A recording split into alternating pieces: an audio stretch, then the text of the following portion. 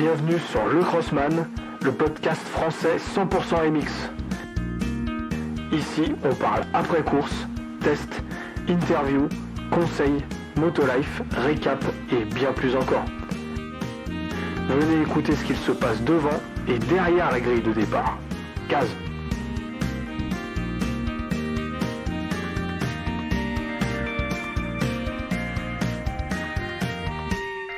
Et salut à tous, bienvenue sur Le Crossman, le podcast français 100% MX. Ravi encore une fois de partager ce podcast avec vous, une nouvelle semaine, un nouvel épisode comme d'habitude. Et cette semaine, j'ai décidé de faire les choses un peu différemment. Alors, on va élaborer un nouveau concept qui s'appelle le résumé de la semaine. Pourquoi le résumé de la semaine ? C'est simple, il s'est passé un paquet de choses dans le monde de la moto cette semaine, dans le monde de la compétition, et le week-end prochain, il va s'en passer d'autres. Donc en fait, on va tout simplement résumer ce qui s'est passé le week-end dernier, les courses, les nouveautés, s'il s'est passé des choses dans la semaine, et le week-end prochain, s'il va s'en passer d'autres. Voilà, autant sur le plan personnel, sur le plan motolife que sur le plan compétition. Il va y avoir pas mal de choses à aborder et d'aspects à aborder dans le monde du MX. Donc voilà, premier épisode résumé de la semaine, ça change des épisodes après course dont vous avez pas mal l'habitude maintenant. Encore merci à tous d'écouter le podcast du Crossman. C'est toujours un plaisir de faire ces podcasts et on va continuer. Ça fait maintenant plusieurs mois qu'on est lancé, on a récolté plusieurs milliers d'écoutes. Donc un grand merci. Surtout, n'hésitez pas à vous abonner, à liker le podcast sur la plateforme Apple Podcast et sur toutes les autres plateformes. C'est super important pour le référencement. Partagez et surtout parlez-en autour de vous. On ne sait pas où ça va nous mener. La semaine dernière, on a fait un épisode après-course sur le SX d'Arlington. Je vous rappelle que j'étais en entraînement en Italie pour préparer la course de ce week-end. On va en parler après dans le résumé de la semaine. Donc voilà, c'est encore en forme que je vais faire cet épisode. Et en tout cas, n'hésitez pas, si vous avez envie de participer à ce podcast, de m'envoyer un message. Voilà, je sais que vous êtes nombreux à m'écouter. N'hésitez pas à m'envoyer un message sur les réseaux sociaux. Ça fait toujours plaisir, pourquoi pas, vous faire participer. Merci aux sponsors du podcast, comme d'habitude, qui sont Blasphème. Alors Blasphème, c'est la marque française créée par des crossmen pour des crossmen qui proposent des gants de motocross premium dont la particularité est de pouvoir personnaliser ces gants sur vos phalanges. Haute qualité de finition, confort, performance et durabilité, voilà ce que propose Blasphème dans des gants haut de gamme où la personnalisation est le maître mot. Pour en savoir plus, allez sur le site blasphème.co et sur les réseaux sociaux à Blasphème Racing. Et comme d'habitude, maintenant, vous êtes rodés avec ça. Le podcast est sponsorisé par le site d'équipement Omoto, le site d'accessoires de pièces et d'équipements MX Enduro et Route qui propose un large choix de produits au meilleur prix toute l'année. Vous équiper, améliorer, entretenir et restaurer votre moto n'a jamais été aussi simple. Pour en savoir plus, allez évidemment sur le site omoto, oh-moto au pluriel.com et sur les réseaux sociaux à Omoto. Ça y est, les présentations sont faites, on est chaud, on est en forme pour attaquer le podcast de la semaine avant la semaine prochaine où il y aura plusieurs podcasts, je vous préviens, il y en aura peut-être 2 la semaine prochaine, je vais essayer de faire un effort, voilà, surtout que c'est vrai qu'en ce moment le travail est chargé en montagne, là c'est le retour de l'hiver. Mais bon, écoutez, je vais essayer de faire un effort, c'est toujours un plaisir de faire ces podcasts et ça va le continuer. Cette semaine, donc, on récap tout ce qui s'est passé dans la semaine, qui a été très chargé. On va attaquer dans l'ordre chronologique par samedi soir le SX de Daytona. On va faire un après-course. On parlera aussi du dimanche où la première épreuve du championnat de France Élite a eu lieu à la Capelle Marival. Très très beau terrain. Après, on parlera évidemment de la première épreuve du MXGP qui va avoir lieu ce week-end en Argentine. Et on va parler un peu plus localement de la première épreuve de la Ligue Rhône-Alpes zone Drôme-Ardèche-Isère où je vais participer à la Voulte s'il fait pas un temps trop pourri. Voilà, si jamais il y en a d'entre vous qui passeront par là-bas, n'hésitez pas à passer au stand me faire un salut, ça me ferait très plaisir, on en parlera à la fin de l'épisode. On attaque par l'après-course, le résumé, l'analyse, surtout c'est ça qui nous intéresse, c'est d'analyser les faits qui se sont passés à Daytona, lieu mythique, le World Center of Racing dans le Speedway, cette course qui a lieu depuis maintenant de très très nombreuses années, avant qui avait lieu de jour, qui avait lieu avec 30 pilotes, maintenant qui est passé de nuit depuis le milieu des années 2000 il me semble, avec 20 pilotes. Avant, c'était vraiment un terrain typé outdoor. Là, c'est vrai que c'est plutôt un terrain typé indoor. Ça a changé au fur et à mesure du temps. Est-ce que c'est mieux? Je sais pas. Ce qu'il en reste, c'est que c'est quand même une épreuve du circuit qui est atypique. Tout le monde se prépare pour Daytona. Tout le monde prépare sa moto aussi pour Daytona, même si c'est vrai, maintenant, c'est de plus en plus un terrain de SX qu'un terrain hybride. Voilà, les pilotes doivent régler leur moto en fonction parce que c'est pas un terrain de SX classique comme il y a eu lieu dans les semaines précédentes et comme va y avoir lieu à Indianapolis la semaine prochaine. Donc, comme je l'ai dit, lieu mythique à Daytona en Floride, 20 degrés, c'est sûr que ça va changer là à Indianapolis quand il va faire -2 cette semaine, ça va un peu les calmer. Mais voilà, c'est toujours intéressant de voir euh, la course de Daytona, qui sait qui pourrait se démarquer, est-ce que va y avoir des changements, est-ce que, est-ce que va y avoir voilà, quelqu'un qui prend de la confiance dans ce championnat, est-ce que va y avoir des contre-performances, toujours intéressant.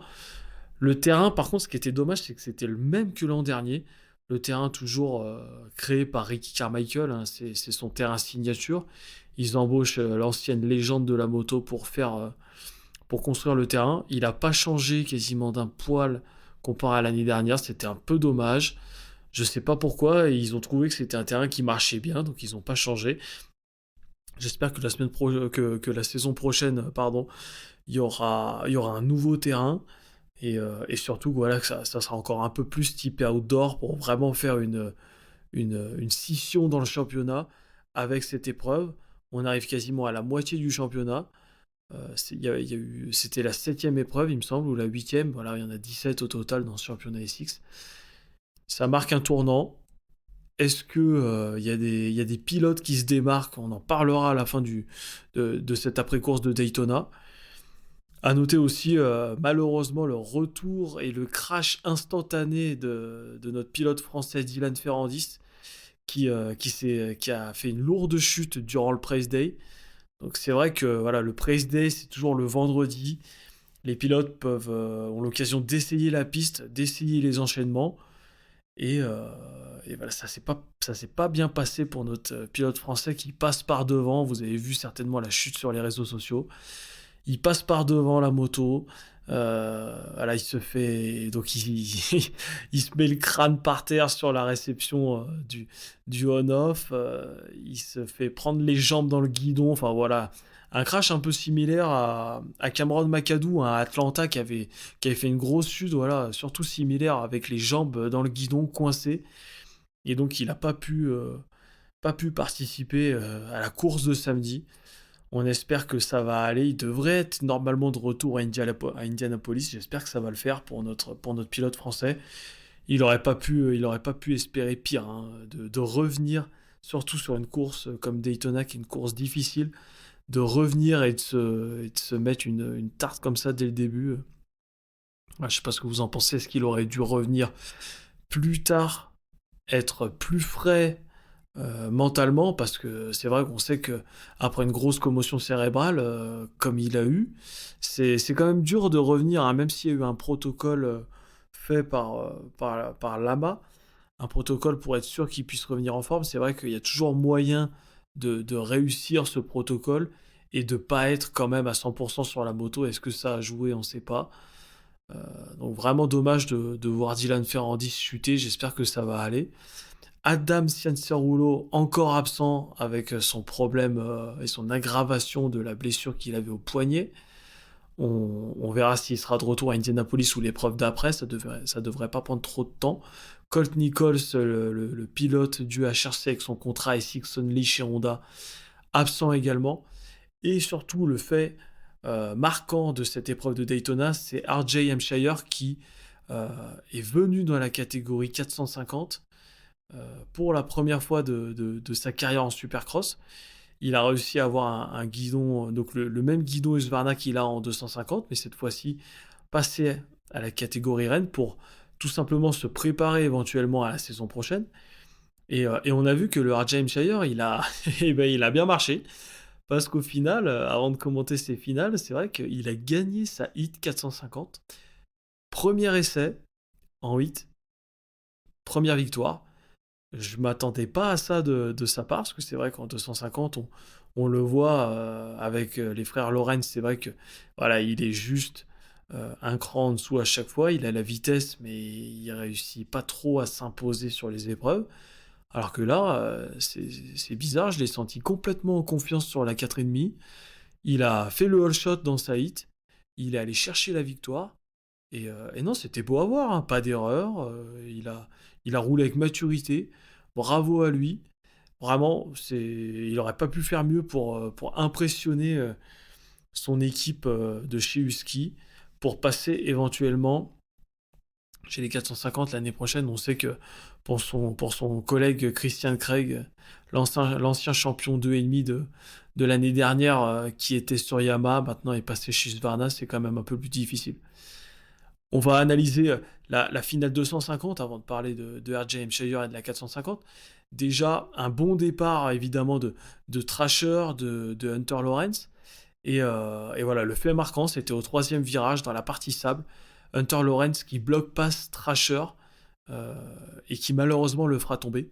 Je pense pas que c'était volontaire, mais en tout cas très bonne stratégie. On a vu qu'à la base, Hunter Lawrence voulait aller à l'intérieur du virage. Il a vu que Thrasher était devant lui. Il est allé lui faire un bloc pass. Ça a fait parler il a fait parler de lui sur les réseaux sociaux. Est-ce que c'était c'était trop agressif de sa part? Personnellement, je pense pas. Il voulait pas le faire tomber. C'est vrai qu'il a fait un dépassement agressif, mais en même temps, Nate Thrasher, c'est quand même son concurrent direct au championnat. C'est le pilote qui peut lui poser le plus de soucis, donc c'est sûr qu'il n'a pas hésité un instant à aller lui faire un bloc pass. C'est sûr que ça l'a arrangé qu'il tombe, mais je pense que c'était involontaire. Et en tout cas, bien joué à Hunter Lawrence qui prend le lead de cette finale 2,5 assez rapidement. Très bonne stratégie de la part du pilote, hein, qui pilote avec toujours autant de maturité.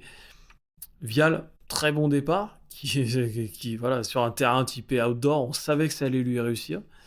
Et, euh, et personnellement, je pensais que Vial, hein, je l'avais mis dans les pronostics sur Pulp MX Fantasy. N'hésitez pas à rejoindre la team, le groupe du podcast pour les pronostics. C'est vrai que c'est assez marrant de pouvoir jouer et de comparer les scores sur les pronostics. Je l'avais vu bien faire, donc c'est vrai que je l'avais mis dans ma team de pronos. Très bon départ de Vial, un all shot, et puis après, malgré le terrain typé outdoor, gros crash pour notre pilote français. C'est vrai, comparable à Dylan Ferrandis. C'est vrai que là, cette épreuve en floridienne n'a pas réussi au pilote français. Pardon, parce que voilà, il se met court sur un enchaînement.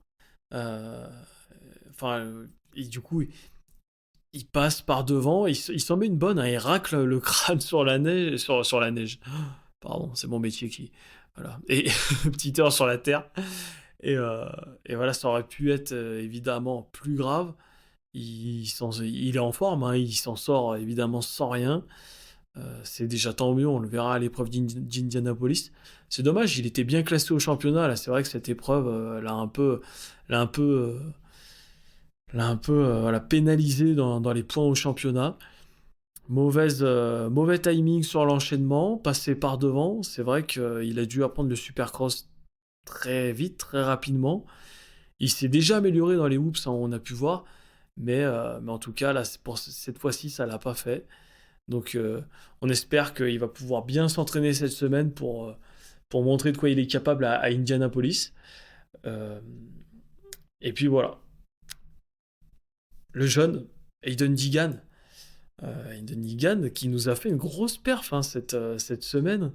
Beau dépassement sur Jeremy Martin dans la partie sable, hein, d'ailleurs qu'il fait légèrement chuter. C'est vrai qu'il lui a pris la roue. Euh, mais voilà, très bonne stratégie, très bonne vision de la course du jeune.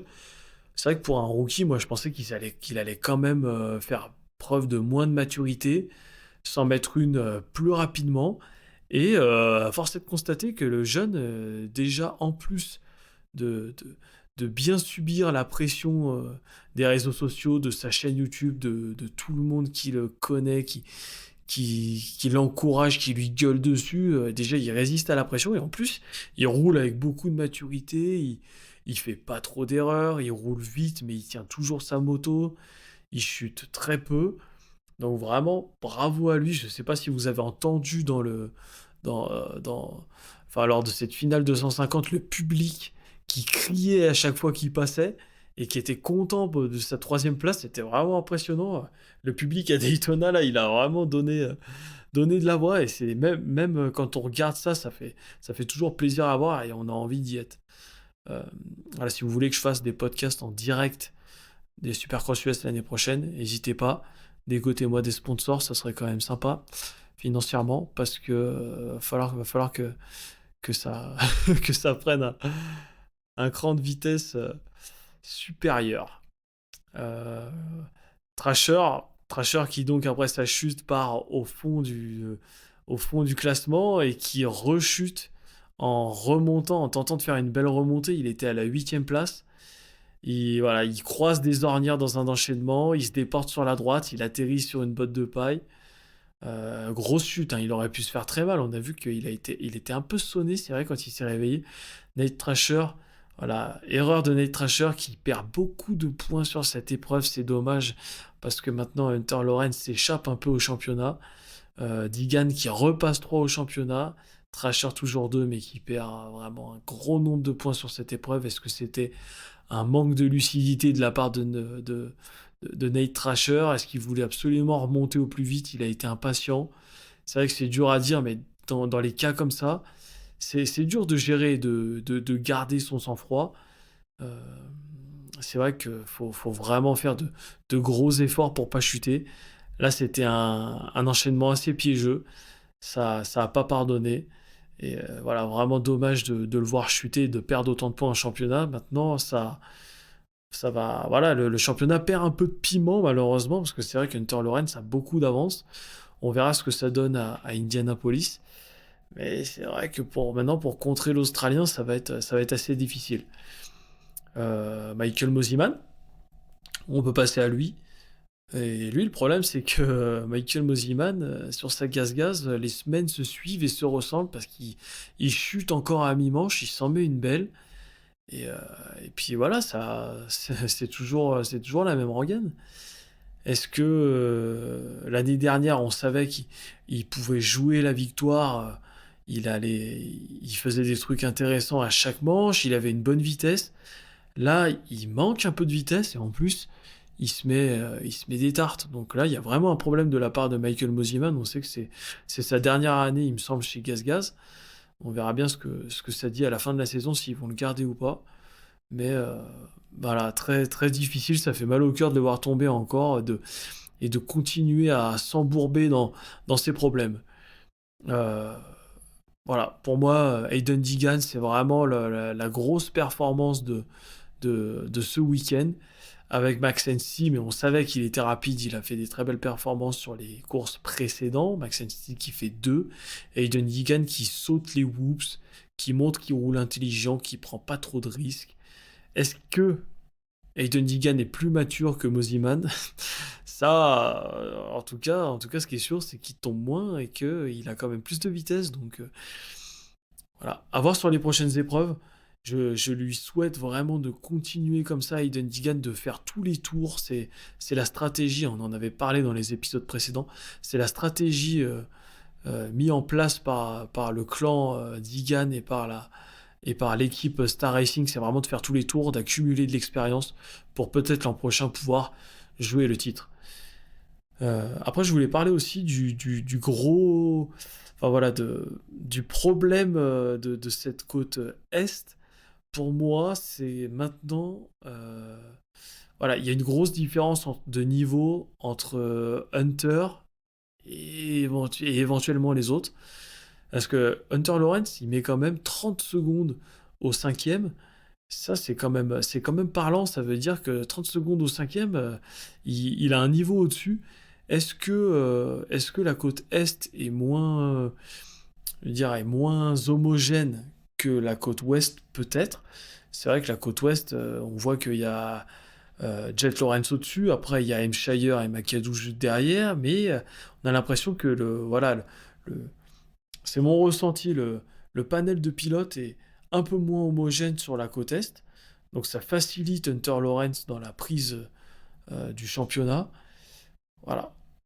Va falloir voir ça sur les épreuves d'après, mais c'est vrai que là, sur un terrain pied, enfin, sur un terrain qui changeait, bien typé outdoor, Hunter Lawrence, il a fait la différence. Et faudra voir la conjoncture que prend le championnat dans les autres épreuves. Pour le reste du classement, on a Jordan Smith à la 4e place, hein, le pilote Star Racing qui montre qu'il est toujours là, l'ancien. Il a fait quelques erreurs, quelques petites erreurs, mais ça a été dans l'ensemble.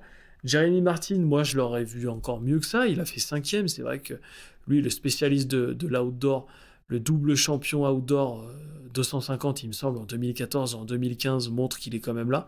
5e place de Jeremy Martin, c'est bien roulé. Le jeune Chen Saimas, le rookie de chez Honda, qui termine 6e.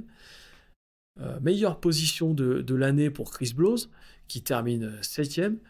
Cody Schock aussi, sur sa Honda privée, lui aussi spécialiste de l'outdoor, a fait 8e. Là, tous les spécialistes de l'outdoor, c'est vrai, ont été un cran au-dessus sur cette épreuve. Il termine 8e, et après Nate Thrasher qui remonte seulement à la 10e place. Voilà tout pour cette analyse de l'épreuve 250 de ce SX de Daytona. Voilà, c'était plutôt... disons il y avait un peu plus de bagarre dans les épreuves, dans des épreuves précédentes. Mais voilà, on voit en tout cas que le championnat prend une certaine conjoncture grâce à cette épreuve un peu hybride.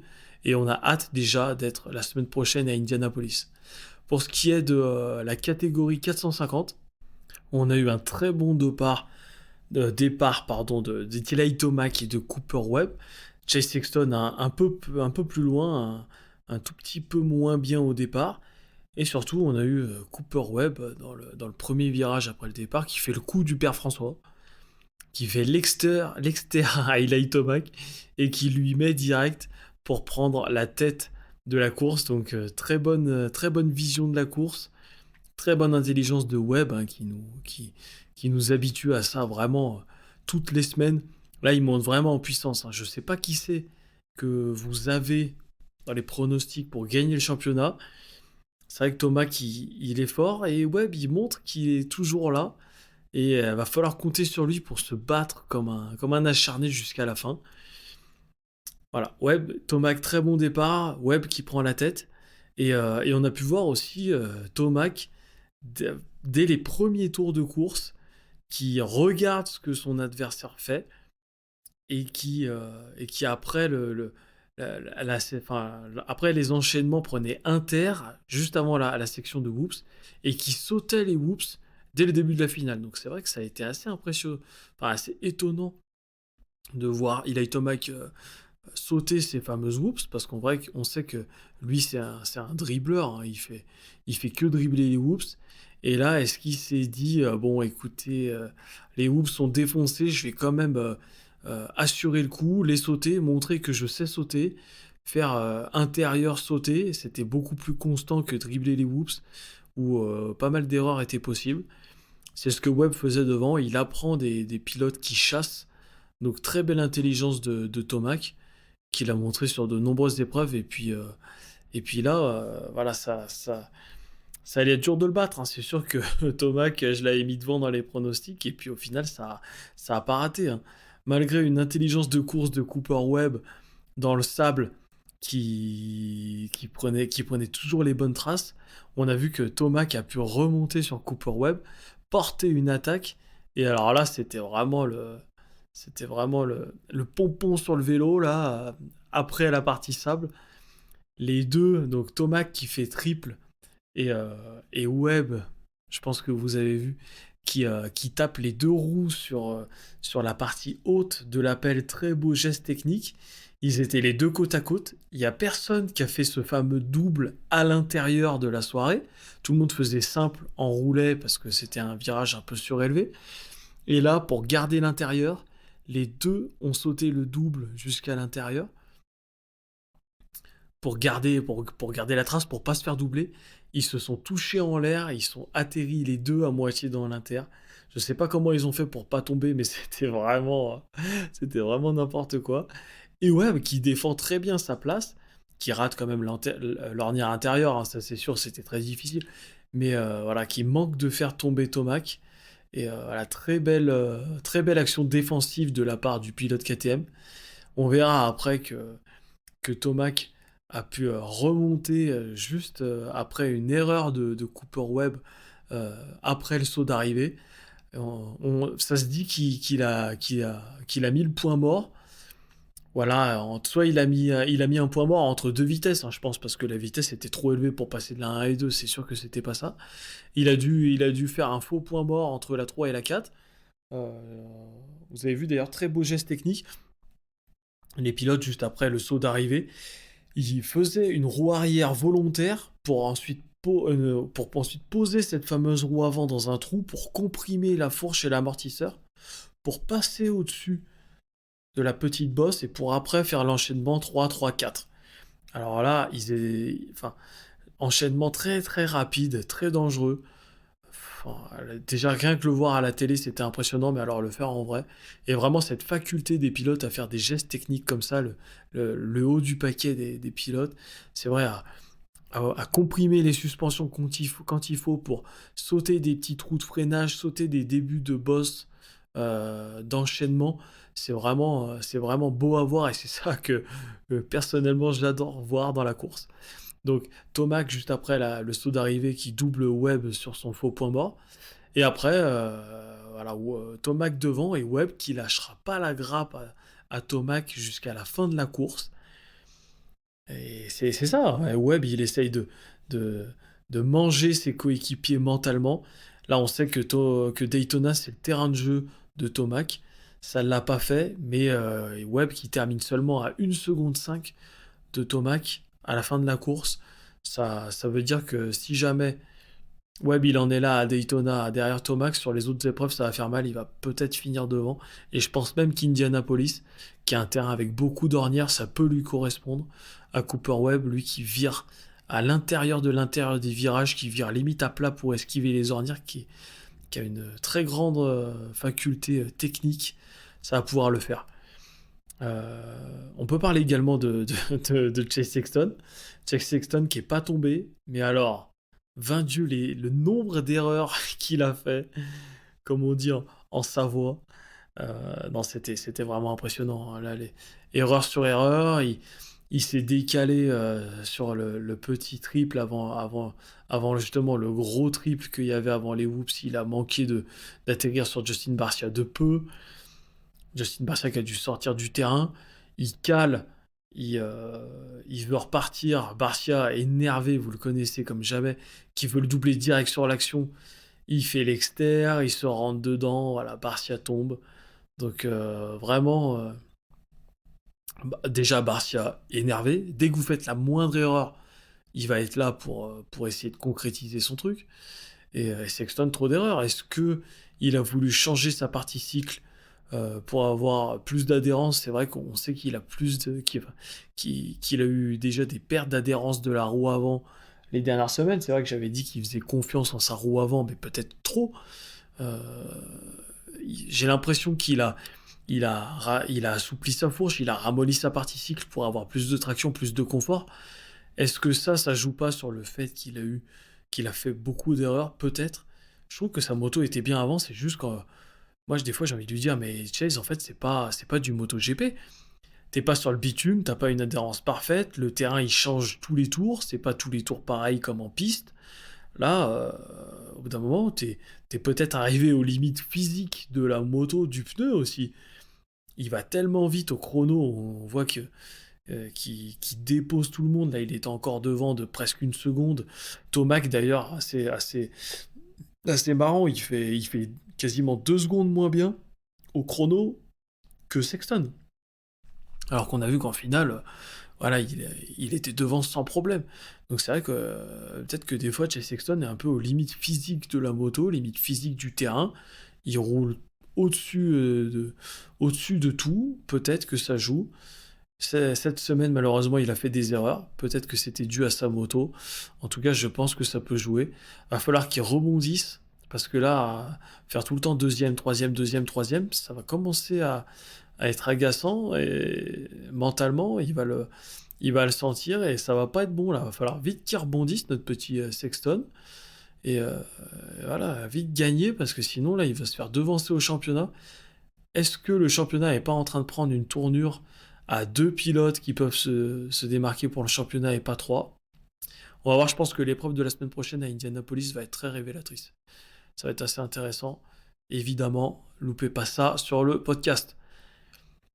Justin Cooper, solide, mais ça va bien à son style, hein. La piste de Daytona, pareil, Justin Cooper, qui est un très bon pilote outdoor. Très bonne performance de notre Justin Cooper qui termine sixième, il me semble, si je dis pas de bêtises. C'est ça, sixième position. Ensuite, on a évidemment donc, le podium, comme je l'ai dit, Tomac, Webb, Sexton. On a Justin Barcia à la 4e place. Anderson qui est bon en outdoor, mais c'est vrai qu'on n'a jamais vu une énorme performance d'Anderson à Daytona. Anderson qui termine 5e sur la Kawa d'Ugine. Cooper 6, Ken Rogzen qui continue un peu dans sa lancée. Un peu mieux que certaines épreuves précédentes, qui termine 7e. Plessinger 9e. Et 10e, Christian Craig. Voilà. Pourquoi j'ai pas parlé de la 8e position? Parce que 8e position, c'est évidemment le super coup de R.J. Hampshire, qui après avoir gagné la heat, fait une très belle place à assurer, et R.J. Hampshire qui fait 2 places de mieux que son collègue Christian Craig dans le team Husqvarna. Donc je pense que là, Christian Craig, il y a vraiment un souci. À mon avis, c'est pas physique, c'est plus au niveau de la moto, au niveau des réglages. Est-ce que c'est tellement un pilote de 150 qu'il n'arrive pas à se faire à la 4,5? Est-ce que Hampshire arrive mieux à gérer la 4,5 que lui, peut-être? Va falloir vérifier sur les prochaines épreuves. Il me semble que R.J. Hampshire fait d'autres épreuves en 4,5. Ça va être intéressant de voir tout ça. Christian Craig qui tourne autour du top 10 cette année. Voilà. Et j'espère que ça va aller de mieux en mieux, parce que c'est vrai que pour un ancien champion 2,5, de faire autour du top 10, on pourrait espérer mieux. Mais bon, c'est la première année en 4,5. Il va se reprendre, on l'espère. Dean Wilson après 11e, Justin Hill 12e. Et voilà, hein, pour les pilotes principaux de la catégorie 450. Donc c'est vrai que c'était encore une belle épreuve, ce SX de Daytona. C'est toujours agréable à regarder sur ce terrain typé hybride. Semaine prochaine, comme je l'ai déjà dit, Indianapolis, le paradis des ornières. Alors là, très beau stade à Indianapolis, à mon avis, il va y avoir une super épreuve et on va pas manquer ça. Le championnat, 2,5. Voilà. Côte ouest, Jet Lawrence, côte est, Hunter Lawrence, qui vont être très difficiles à détrôner. Et en 4,5, toujours Tomac et Webb, qui maintenant, à mon avis, sont vraiment les deux qui se démarquent, avec Sexton légèrement en dessous, qu'il va falloir qu'il inverse la vapeur. Et après, derrière, on a Anderson, qui est le meilleur homme d'après, donc le 4e homme. Et après, on a Barcia, Rogzen, toute la clique. À mon avis, ça va pas trop changer jusqu'à la fin du championnat. Voilà, à moins de casse mécanique et tout, ça peut arriver. Mais de très belles courses en perspective. Voilà pour cette petite partie après-course sur le SX de Daytona. J'espère que ça vous a plu. Je rappelle que ce podcast est sponsorisé par la marque de gants Blasphème. Blasphème, qui est une marque de gants française qui propose des gants que l'on peut personnaliser sur les phalanges. On peut écrire avec un système de lettres, c'est très bien fait sur leur site internet, c'est des gants minimalistes très très confortables. Je pilote qu'avec ça, que ce soit en course ou en entraînement, c'est un vrai régal. Et le podcast qui est également sponsorisé par le site d'accessoires et d'équipements MX Enduro et Route aux motos qui propose une large gamme de produits au meilleur prix toute l'année. N'hésitez pas à aller regarder sur leur site internet OH-moto au pluriel. Ce dimanche, après, donc si on suit chronologiquement ce qui s'est passé, ce dimanche avait lieu la première épreuve du championnat de France élite à La Capelle Marival dans le Lot. Est-ce qu'on fera un épisode après course uniquement sur l'élite? Pourquoi pas, ça pourrait être d'ailleurs intéressant de faire un après course avec un pilote qui a participé à l'élite. Donc la première épreuve avait lieu ce dimanche 5 mars et on a eu de belles bagarres quand même sur cette épreuve. Pour la catégorie 250, voilà, on a le jeune Luca Konen sur le Husqvarna qui a fait une très belle performance en s'imposant dans les deux manches de cette catégorie MX2, avec juste derrière Pierre Goupillon sur la KTM, et en troisième place, le Hollandais Rohan van de Moesdijk, qui a fait aussi une très belle épreuve. On sait que, par exemple, Rohan van de Moesdijk se prépare pour le championnat du monde MX2 qui commence ce week-end. Pareil pour Luca Konen. Et malheureusement, le frère de Luca Konen qui se blesse, donc sur la KTM Factory, qui se blesse ce week-end, qui va devoir se faire opérer.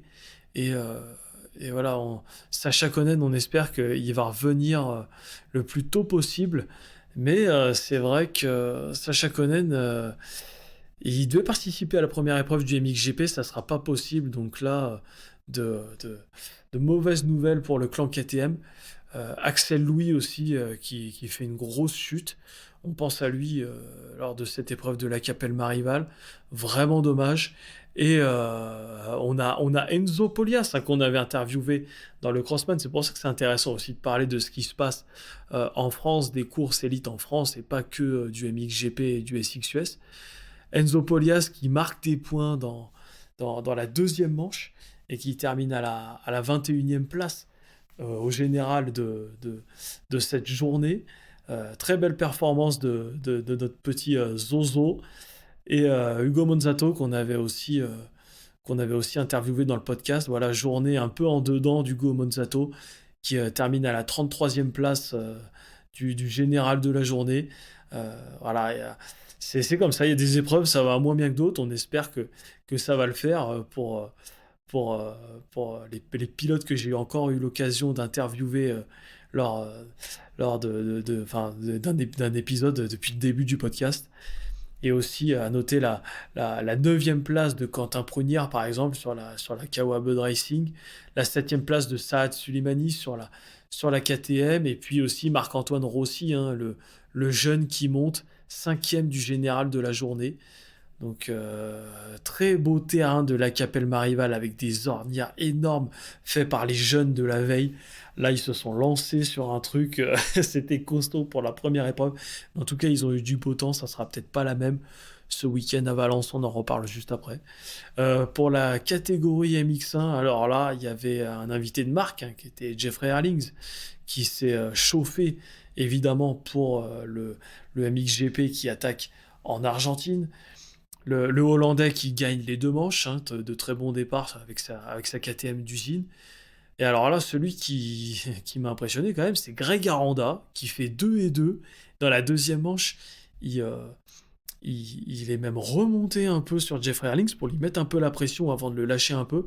Grosse performance du pilote du motocross des Costières sur sa Yamaha. J'ai l'impression que la Yamaha du team GSM lui va un peu mieux que la KTM de l'an dernier.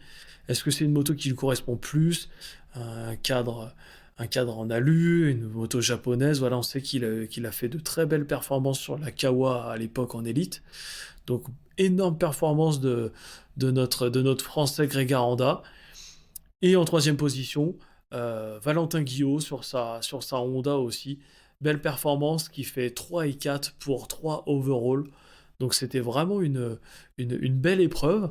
Mathis Boiramé 4, j'ai oublié. Xavier Bock qui renaît de ses cendres pour, pour faire cinquième du général de la journée. Très belle performance. Le Savoyard Jimmy Clochet à la 9e position. Et puis voilà, hein, sur cette épreuve, on a aussi Tony Seignobos, Tony Seignobos, acteur de la Ligue Rhône-Alpes, qui termine à la 21e place en catégorie MX1. Antonin Mille, bien connu dans la Ligue Rhône-Alpes aussi, qui termine à la 22e position de cette première épreuve de l'élite. On s'est régalé du côté de la Capelle Marival. J'aimerais bien aller sur un élite aussi, ça ferait du bien d'en revoir un en vrai. Gros terrain, beau temps, j'espère que ça va être la même dans 2 semaines. On va finir ce podcast aussi parce que la première épreuve du MXGP arrive à grands pas en Argentine. Est-ce que vous voulez faire un épisode après course uniquement sur la première épreuve du MXGP? N'hésitez pas à me le dire dans les réseaux sociaux. Ça peut être hyper intéressant, comme ça je peux savoir si je prépare tout ça. Ça pourrait être intéressant de parler avec quelqu'un qui s'y connaît aussi, hein, sur les MXGP.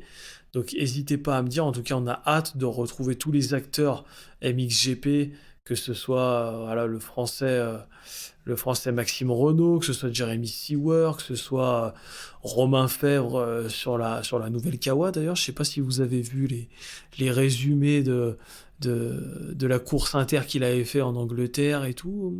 La nouvelle Kawa, là, 2024, la 4,5 qui arrive, et il n'y a pas eu d'annonce officielle, mais mettez pause sur les vidéos, on la voit, et à mon avis, elle va être bientôt entre mes mains, j'espère. Kawa France, si vous nous écoutez, si vous pouvez nous faire parvenir la nouvelle 4,5 assez rapidement, qu'on puisse la tester, ça pourrait être sympa, évidemment, gratuitement, merci, s'il vous plaît. Voilà, donc première épreuve du MXGP. On va suivre tout ça avec beaucoup d'intérêt. Et voilà, ça pourrait être intéressant de commencer une nouvelle série d'épisodes sur ces MXGP. Dites-moi si ça vous intéresse. Et également, ce dimanche, je descends de la montagne si j'y arrive dans la tempête de neige pour la première épreuve de la Ligue Rhône-Alpes, zone Drôme-Ardèche-Isère. C'est pas ma zone, mais je vais quand même à La Voulte pour me chauffer ce week-end, pour me chauffer pour les courses de ma zone qui commenceront un peu plus tard. Donc toujours un plaisir de se retrouver à La Voulte. C'est toujours la première épreuve de l'année et la dernière épreuve également de l'année aussi là-bas. Quand il fait beau, c'est bien. Quand il fait pas beau, c'est vrai que là-bas c'est moins bien, mais on verra. L'année dernière, il a fait beau la première manche. La deuxième manche, c'était un bourbier complet. J'ai mis 3 jours à nettoyer la moto. Merci papa d'ailleurs qui m'a aidé à nettoyer la moto, faut dire, qui s'était sacrifié. Mais voilà. Donc n'hésitez pas, si vous êtes du côté de La Voulte, de passer sous ma tonnelle. Vous allez voir le Crossman, le podcast de loin. N'hésitez pas à venir me voir, numéro 314 avec la Kawa. Je vais faire de mon mieux, hein. J'ai pas pu m'entraîner beaucoup cet hiver, je vais rouler un peu comme une vieille. Donc si jamais vous me voyez dans les derniers me faire prendre 3 tours, c'est complètement normal, j'essaierai de faire de mon mieux. Donc on se retrouve à La Voulte pour la première épreuve, et qui dit première épreuve dit épisode évidemment Race Day. Épisode Race Day, et je vais essayer d'inviter quelqu'un pour cet épisode Race Day, ça pourrait être intéressant et on pourrait dire pas mal de conneries à deux. Voilà tout pour ce podcast qui a été assez long, pour ce premier podcast résumé de la semaine. J'espère que ça vous a plu. N'hésitez pas à me dire si vous en voulez d'autres, surtout les semaines où ça va être chargé, comme ça, chargé en événements. Ça pourrait être sympa de faire tout concentré dans un épisode. Ou dites-moi si vous voulez plusieurs épisodes séparés. Je pensais que ça pourrait être pas mal d'innover. En attendant, merci aux sponsors du podcast que sont Blasphème et Omoto. Merci à vous d'avoir écouté. N'hésitez pas à liker, à partager, à vous abonner, c'est super important. On ne sait pas où ça va nous mener. On espère décrocher d'autres sponsors, d'autres auditeurs. C'est comme ça que ça avance. En attendant, merci à tous et à toutes. Mettez du gaz. Et à la semaine prochaine. Ciao, ciao.